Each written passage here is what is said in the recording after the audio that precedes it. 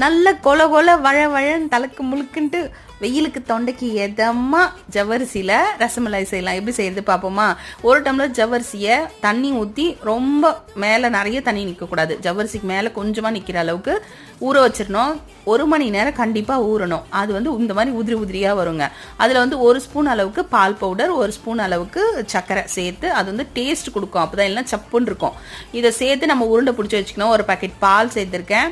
அது நல்லா காஞ்சதுக்கு அப்புறமா அது கூட இந்த உருண்டை எடுத்து பொறுமையாக அப்படியே போட்டுடணும். ஃபுல்லாக போட்டுட்டு நல்லா கொதிச்சு வரும்.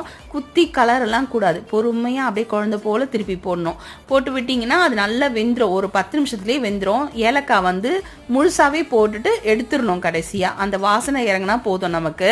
நட்ஸ் பொடி பண்ணி 1 ஸ்பூன் அளவுக்கு சேர்த்துருக்கேன். குங்குமப்பூ அழகுக்காகவும் கலருக்காகவும் சேர்த்துருக்கேன். ஆப்ஷனல் தான், இருந்தால் போடலாம். இப்போ ஃப்ரிட்ஜில் வச்சும் சாப்பிடலாம், அப்படியேவும் சாப்பிடலாம். சூப்பராக